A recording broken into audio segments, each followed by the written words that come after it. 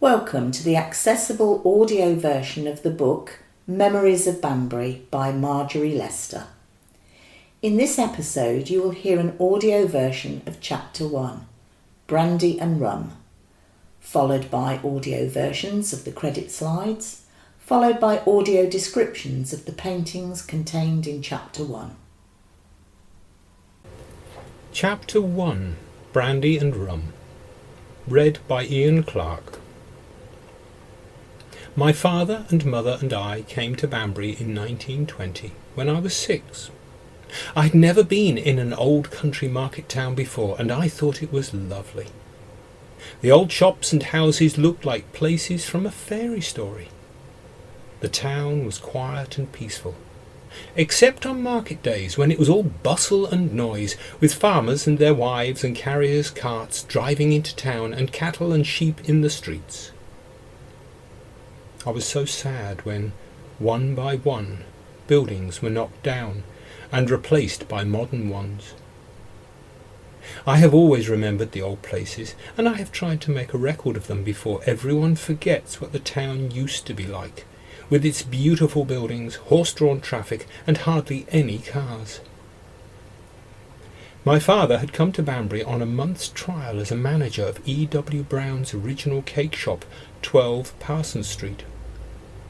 During the 1914-1918 war, he had been a conscientious objector and was a member of the Friends ambulance unit in France. After the war, he was sent, as quartermaster, to Ufcombe Hospital for Limbless Men at Edgbaston, Birmingham. The hospital had been given by members of the Cadbury family, and pioneering work was being done in making and fitting artificial limbs for disabled soldiers. Besides his job as quartermaster, he helped teach the men to walk and use their artificial limbs. He loved the work, for which he had a real vocation. However, when the hospital was taken over by the city of Birmingham, as he was untrained, he was out of a job. E.W. Brown's, like many other Quaker firms, were offering work to unemployed Quakers, although the owners, Lizzie and Lottie Brown, were doubtful if my father would prove suitable. However, he stayed 20 years, later becoming a partner. He loved the shop. It was his whole life, and he was heartbroken when the partnership was dissolved in 1941. Lizzie and Lottie had inherited the shop from their mother, who had come to the town with her husband, Wilkes Brown, and sister Annie West in 1872. There had been family connections with the shop for a long time. A previous owner, Samuel Beasley, was Mrs. Brown's uncle, and her stepmother was born there in 1815. The Brown sisters were inseparable. Both were extremely thin. Lizzie, the dominant sister, always walked at a great pace with a stoop, and her head thrust forward at a most unnatural angle, while Lottie was as rigid and upright as a beanpole, also suffering from severe arthritis in her hands and feet.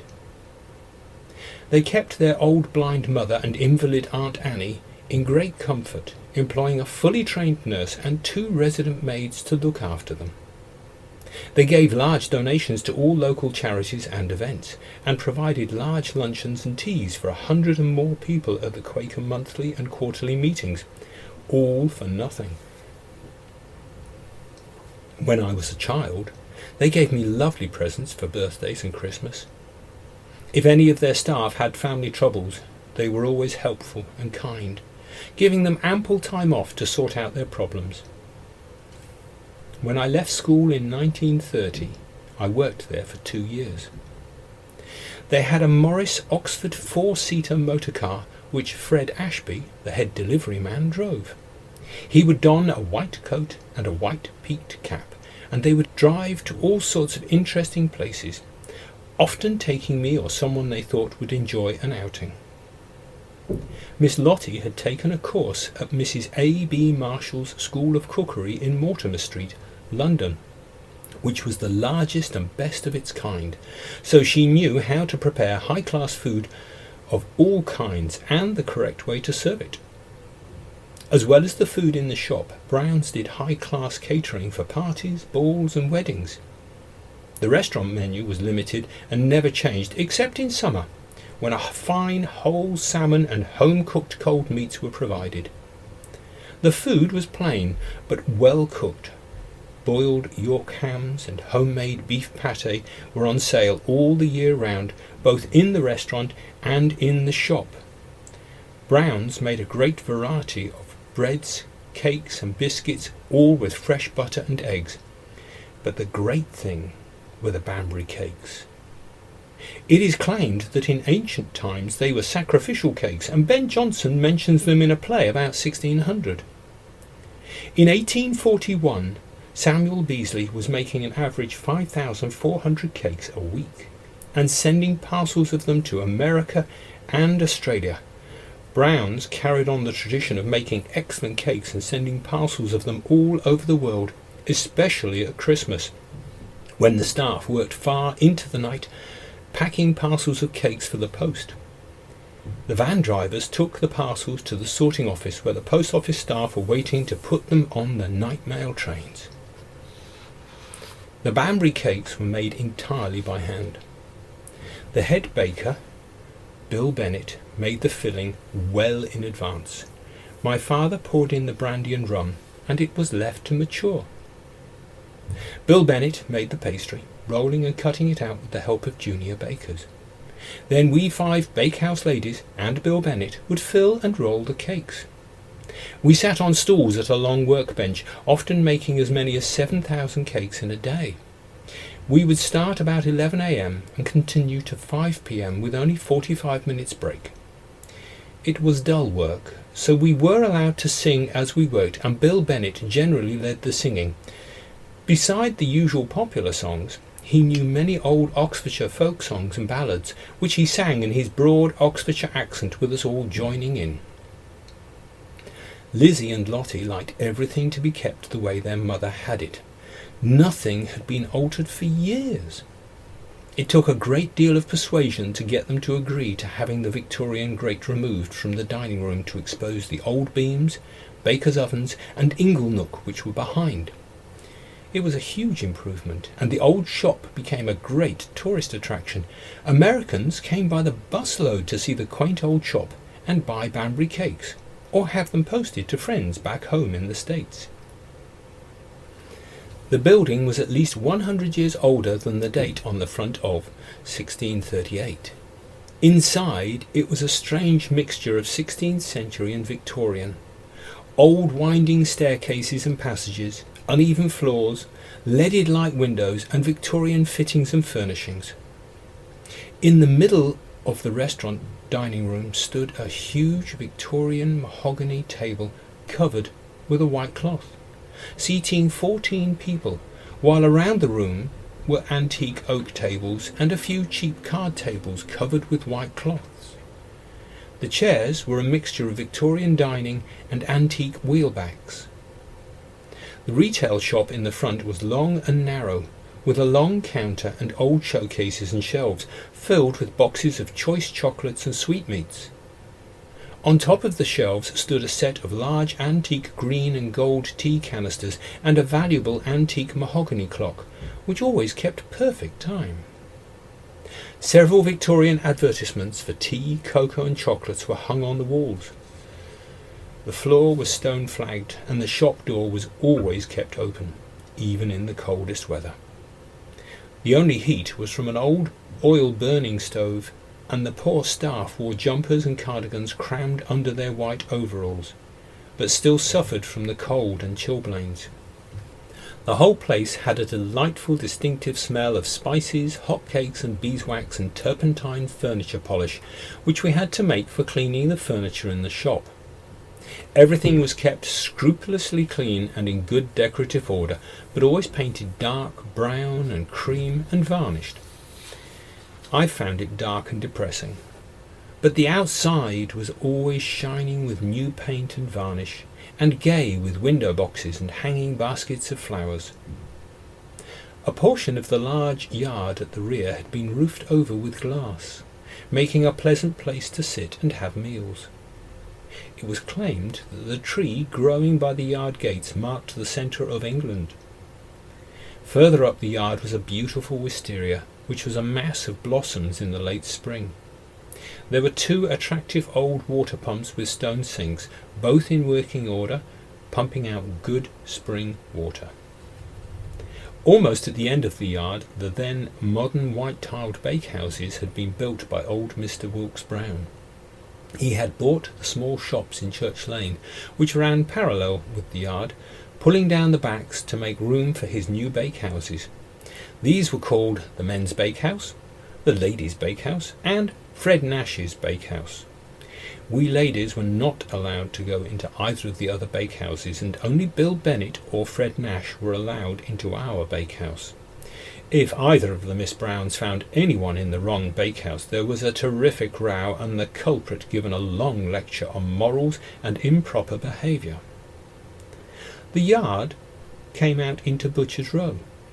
Coal for the bakehouse ovens and shop premises, the flour, butter, sugar, dried fruit, and all the supplies for the bakery and shop were delivered through there by the lorry load.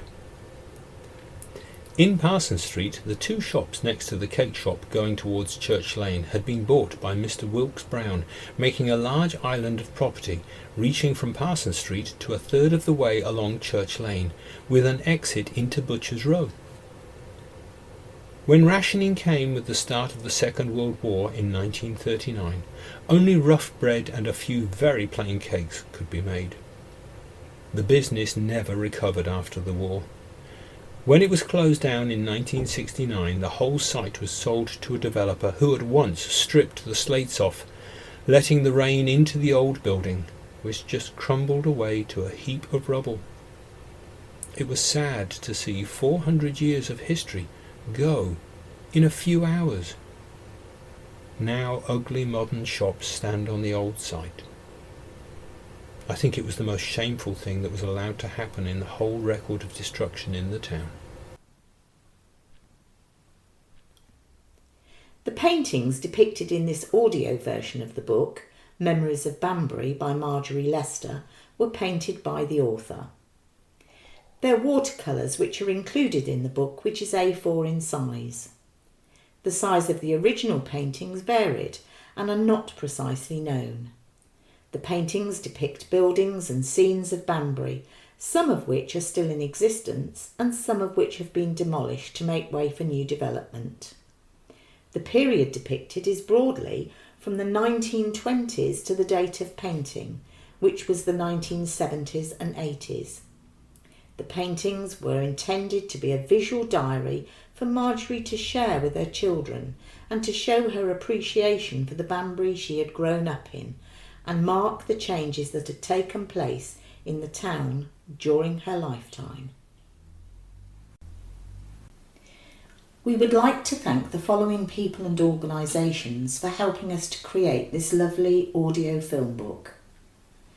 Historic England for their generous support, Marjory Lester's family for giving us permission to share her book, Memories of Banbury, which has enabled us to make it accessible to new audiences. Banbury Museum Reminiscence Officer Carey Morley, audio recording. Kaylee Burr, photography. Ian Clark and Chris Beamond, audio description readers. Karen Visser, audio descriptions writer, paintings. And of course, our wonderful Banbury Heritage Project participants who have shared their knowledge and wisdom with great generosity. This audio version of the book Memories of Banbury by Marjory Lester is part of the Banbury Heritage Project, a flagship creative ageing project made possible with generous support from Historic England. The aim of the project is to make Banbury's heritage more accessible, particularly to people living with sight loss. The project also supports the aims of the Age-Friendly Banbury project. If you would like to find out more, please email Helen Fountain. The email address is as follows, all in lowercase. HELENFOUNTAIN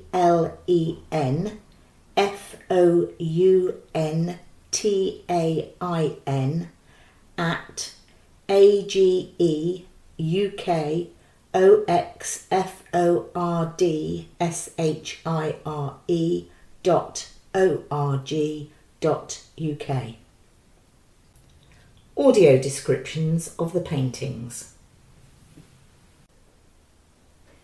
Front cover illustration. Pageant at Banbury Cross. This painting, the cover artwork for Marjory Lester's book, Memories of Banbury, depicts a woman with auburn curls, dressed in red, riding side saddle on a large white horse at the heart of a colourful parade passing a tall cross. In the foreground to our right, the cross, a monument with statues installed at its base and engraved emblems and coats of arms, seems to pierce the cloudy sky in the upper half of the painting. An assembled crowd in the middle ground emphasises the popularity of this event. Tiny figures congregate outside buildings with detailed facades, either side of a broad roadway intersecting the middle and foreground. The church tower with its copper cupola is on the right side of this road in line with the cross. A black car shown heading up the road draws our attention to the left, where spectators gather around a yellow bus and a coachman in top hat and red overcoat is seated at the helm of a horse-drawn wagon packed with people. The red plume decorating the fine lady's wide-brimmed bonnet matches her cloak, fringed in blue and white with red tassels, her elbow-length gloves, and her horse's bridle and harness. Towards the left edge of the painting, a large dog on a lead is walked by a woman dressed in red and yellow. They are followed by a man in a green coat and matching plume on his black hat, leading two girls on ponies. A corgi is at the pony's feet. Another dog on a lead, held by a man dressed in green and black, walks beside the white horse. Girls in bright dresses carrying collecting tins, twins in matching tartan, and a woman pass by the cross. Also in green and black uniform, two men on horseback bring up the rear of the pageant. Chapter 1, Illustration 1. E.W. Brown, 12 Parsons Street. This painting depicts the original cake shop and the adjacent shops on 12 Parsons Street, which span the width of the painting. The cake shop, dated 1638, is in the centre, with a section of a dress shop on our left, and a narrow entrance with its sign, Salt Warehouse, and a hat shop to our right. The ground floor exterior is painted brown and has three large windows, each with wooden frames divided by small glass panes. The open front door reveals the silhouetted outlines of two people behind a counter. A figure dressed in black and white, holding a basket, stands in the Salt Warehouse entrance. On the pavement in front of the shop, a woman in a red dress and black boots, carrying a basket, walks with a little girl in school uniform. They pass a green delivery cart on the side of the road as a man strides towards them. The butter yellow painted second floor has a row of sash windows and flower boxes with light brown vertical and horizontal lines to show the timber framing. A double-sided cake shop sign above the front door flanks a flower box ablaze with red and green flowers. Three attic windows divide the grey slate roof with its two prominent red brick chimneys. Their pots emit squiggles of smoke against a pale blue sky for us to imagine the industrious baking of Banbury cakes, a delicious, spiced, oval-shaped, currant-filled pastry. Chapter 1, Illustration 2. E.W. Brown, Yard at the Rear. This painting depicts the yard at the rear of the original cake shop and is a landscape view from left of the painting of the red brick double-storey bakery towards the bakehouses in the background. The buildings are partly obscured by a pair of large wisteria plants with twisted trunks, one in the foreground corner of the bakery, the other against its wall. Their sketchy branches have dappled leaves and light purple flowers in drooping clusters that spread across 2/3 of the composition. In the shade of the foreground tree is a water pump with stone sink, and there's another between the bakery's 2 back doors. A woman in blue uniform and white apron, her brown hair in a tight bun, stands on the raised paving adjacent to the bakery in the centre foreground. She has her back to us and is depicted in conversation with a man in baker's whites in the yard to her right, near the picture edge. The man wears a cap and has a slim moustache. His right arm is at his side and his left balances a tray of pastries on his head. The woman is carrying what looks like a serving tray. Hard to tell given that she's facing the other way. Her black tights show off a snippet of petticoat below the hem of her uniform.